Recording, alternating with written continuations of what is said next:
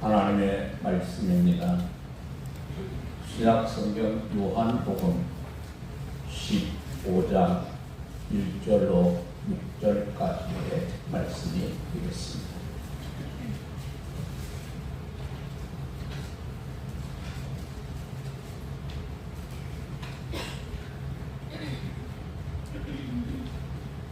나는 참 포도나무요 내 아버지는 농부라.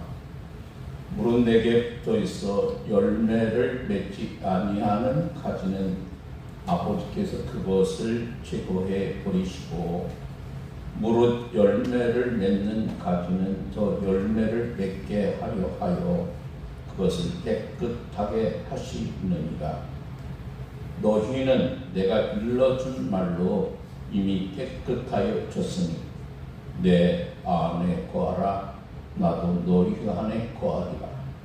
가지가 포도나무에 붙어있지 아니하면 스스로 열매를 맺을 수 없음 같이 너희도 내 안에 있지 아니하면 그러하리라. 나는 포도나무요 너희는 가지라.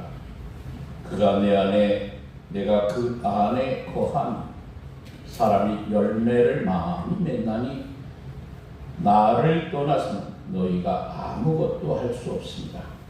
사람이 내 안에 거하지 아니하면 가지처럼 밖에 버려져 마르나니 사람들이 그것을 모아다가 불에 던져 사르느니라. 아멘. 살아계신 하나님의 말씀입니다. 성경에 믿음장이라고 하는 히브리서 11장은 우리에게 믿음으로 살아온 사람들의 이야기를 이렇게 말씀합니다. 그들은 믿음으로 나라들을 이기기도 하며 의를 행하기도 하며 약속을 받기도 하며 사자들의 입을 막기도 하며 사자들의 입을 막았다. 다니엘의 이야기입니다. 그리고 불의 세력을 멸하기도 하며 칼날을 피하기도 하며 연약한 가운데서 강하게 되기도 하며 전쟁에서 용감하게 되어 이방 사람들의 진을 물리치기도 하며 불의 세력을 멸하기도 하며 라고 하는 말씀.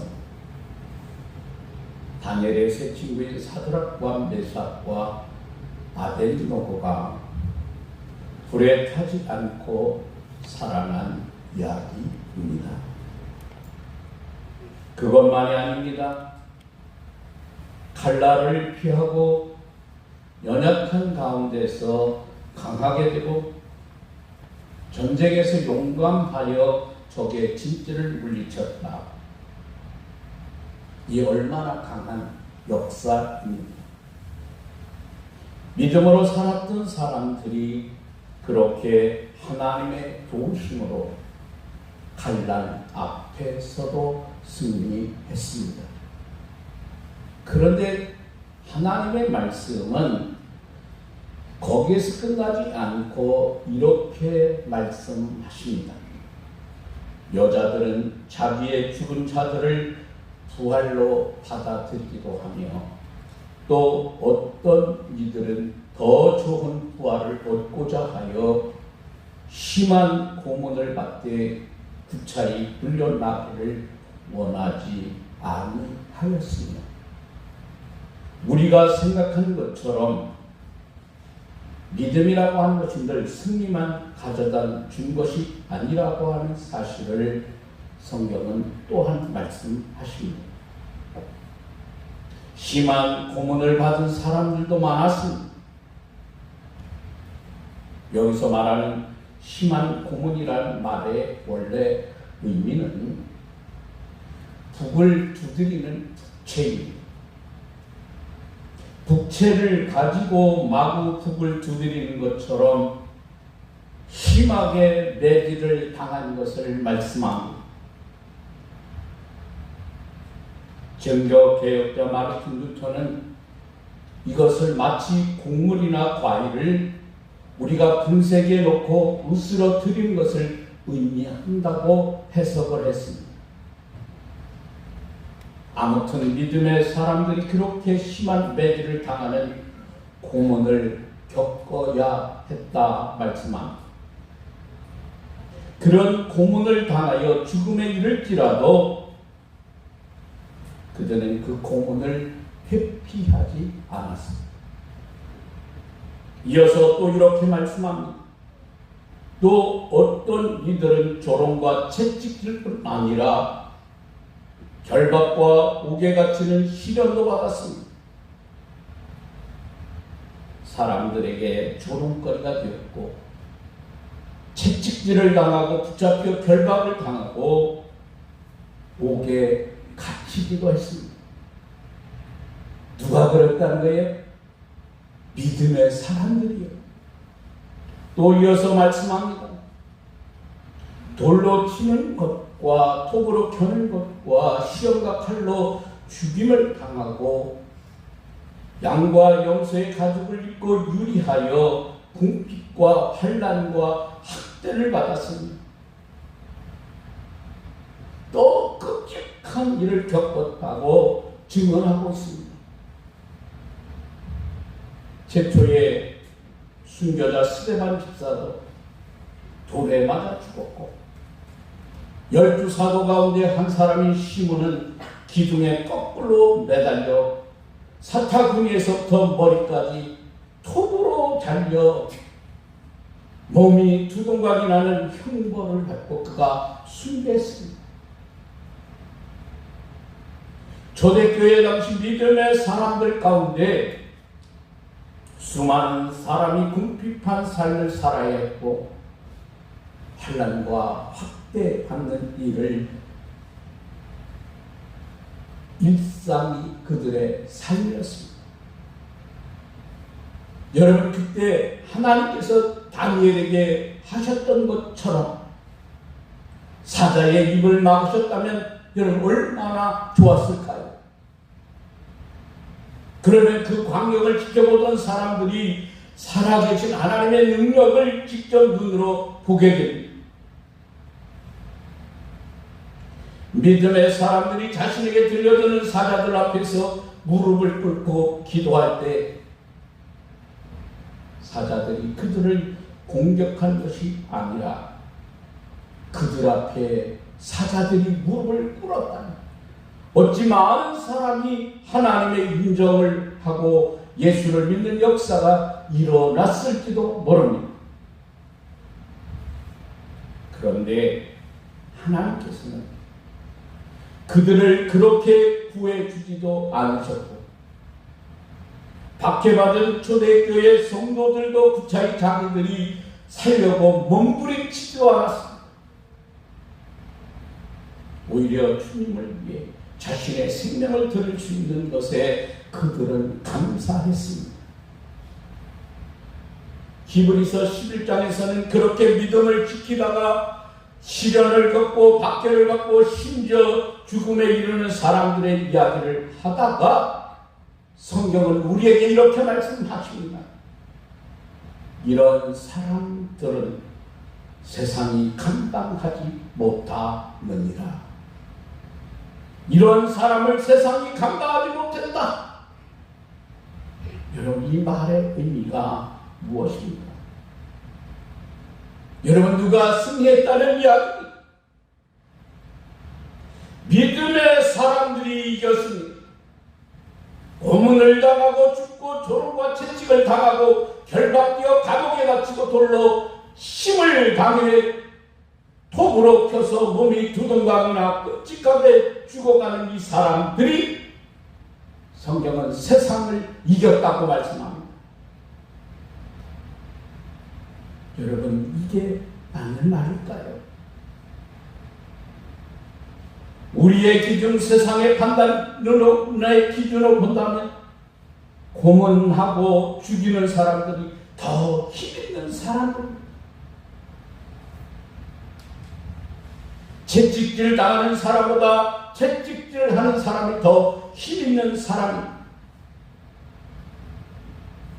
죽는 사람이 아니라 죽이는 사람이 이긴 사람은. 그런데 여러분, 성경은 그렇게 말하지 않습니다.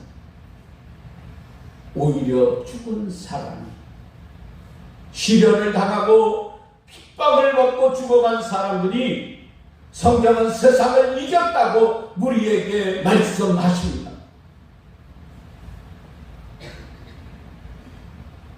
여러분, 그 이유가 무엇일까요? 우리는 세상의 가치대로 생각하려고 하는 경향이 있습니다.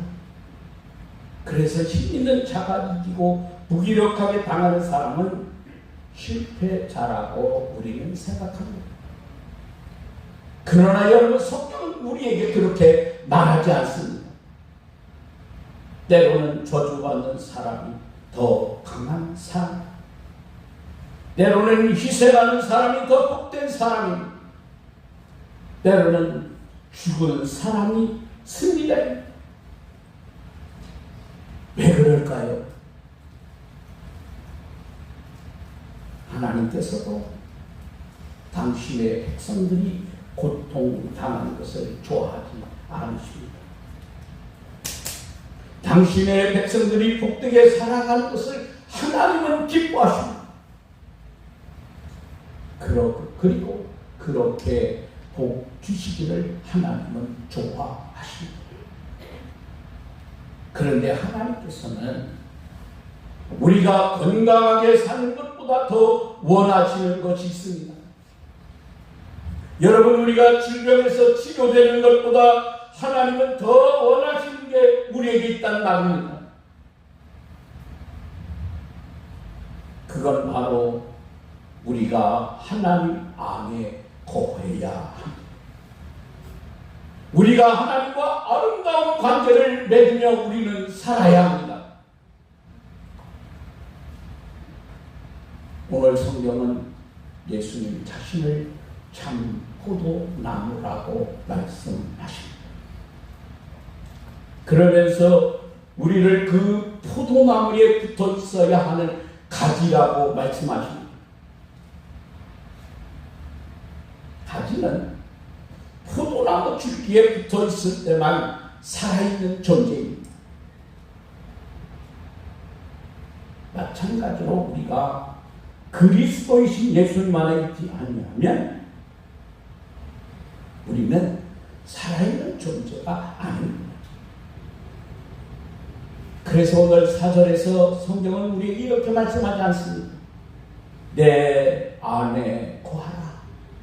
내 안에 거하라. 주님은 우리에게 말씀하십니다. 내 안에 거하라. 나도 너희 안에 거하리라. 가지가 포도나무에 붙어있지 아니하면 스스로 열매를 맺을 수 없습니다. 너희도 내 안에 있지 아니하면 그러하리라.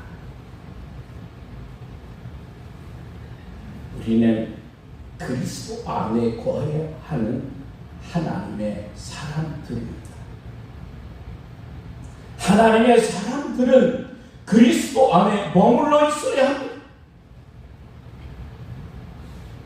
우리가 그리스도 안에 머물러 있지 아니하면 우리는 버려진 가지와 같은 존재입니다.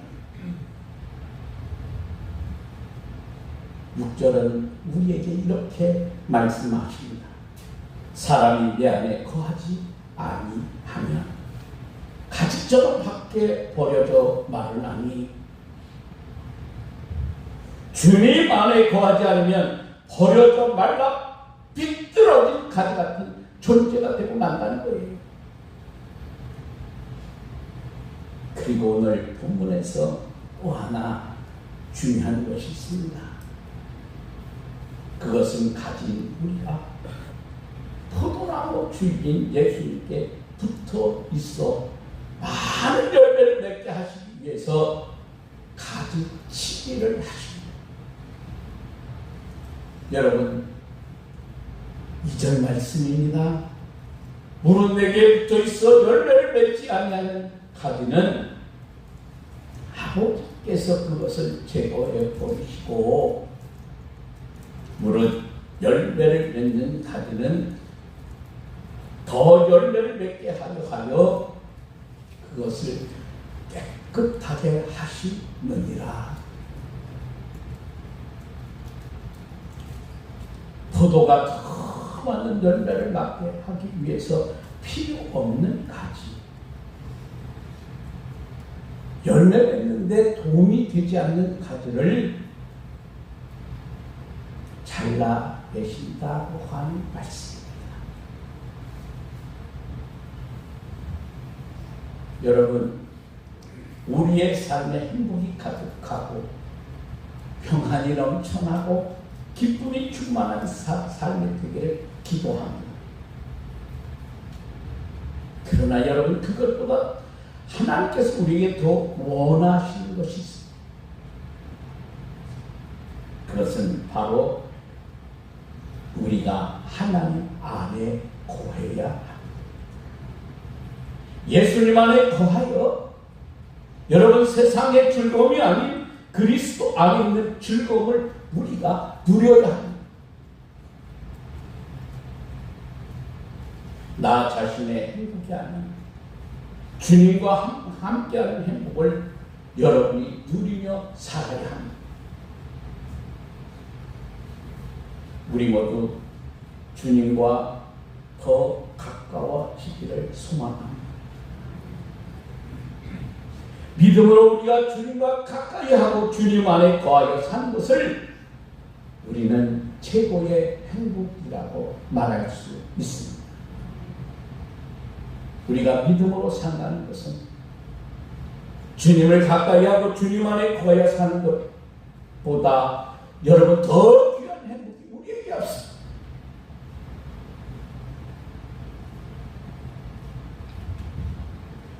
주님을 가까이 하기 위해서, 그리고 주님 안에 온전히 거하여 살기 위해서 때로 우리에게 고난이 있어 우리는 그 고난을 두려워하지 않습니다.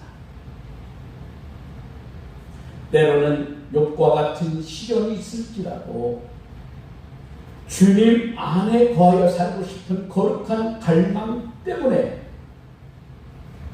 우리는 그 시련 앞에서도 좌절하지 않습니다.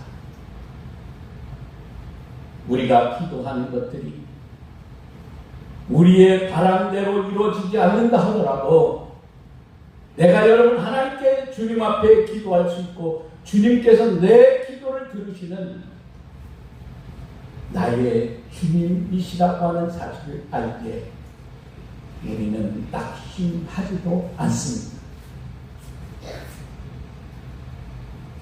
여러분, 우리가 살아가면서 우리에게 어떻게 시련이 없을 수 있겠습니까?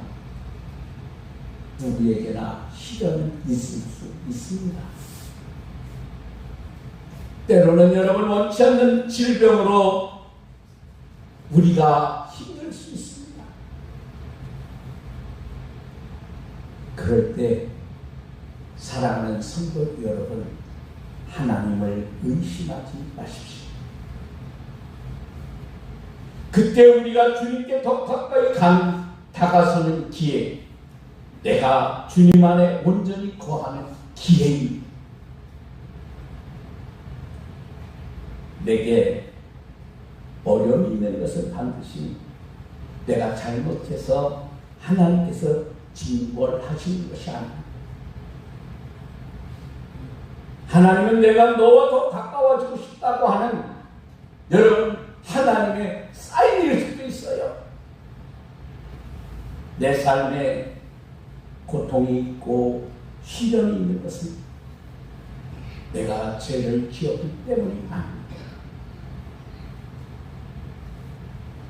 내 안에 머물러 있어야 하지 않느냐 하시는 주님의 음성일 수가 있습니다. 우리가 질병으로 힘든 순간을 만든다면 그것은 하나님께서 나를 잊으셨기 때문이 아니라 내가 너를 내 품에 안고 싶다고 하는 하나님 아버지의 마음입니다.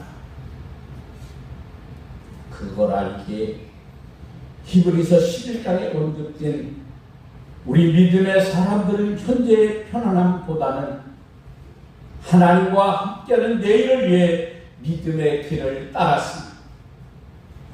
여러분, 아브라함이 그랬습니다. 모세가 그랬습니다. 이름이 언급되지 않은 수많은 믿음의 선지들이 심한 고문을 받는다 하더라도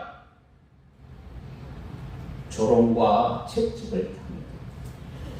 심지어 죽음의 순간에 이르러도 믿음의 길을 그들이 지켜냈던 이유가 바로 그것입니다.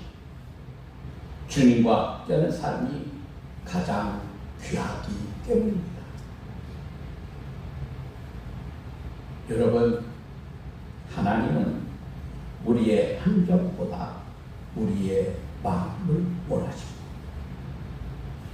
우리의 환경이 변화된 것보다 하나님은 우리의 마음이 변화되어 주님을 온전히 나의 주인으로 모시고 사시기를 원하십니다. 예수님만이 나의 구주라고 하는 분명한 고백 속에서 주님 안에 온전히 거하며 살기를 주님은 원하십니다.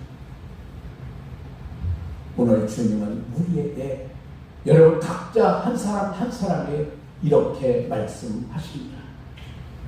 나를 떠나서는 너희가 아무것도 할 수 없으리라. 주님을 떠난 우리는 아무것도 아닙니다.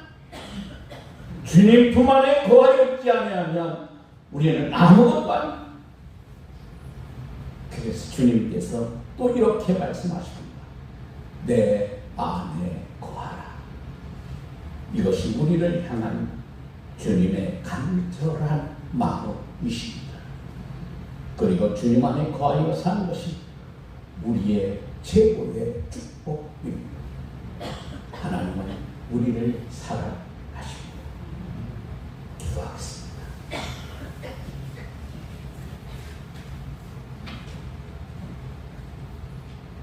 포도나무에 붙어있는 가지가 붙어있지 않으면 아름다운 열매를 맺을 수 없고, 붙어있지 않는 가지는 죽은 나무와 같아 버려져 불살같이 뜹니다. 주님은 오늘 우리를 향하여 내 안에 거하라. 내가 너희 안에 거하리라. 주님은 우리를 향한 많은 열매를 맺기를 원하십니다. 우리가 하나님의 말씀대로 순종하며 살기를 원하십니다. 세상의 기준과 관점이 아닌 하나님의 말씀의 관점으로, 믿음의 관점으로 우리가 살아 승리하는 하나님의 자녀 되기를 원하십니다. 때로는 세상 기준으로 사는 것이 아닙니다.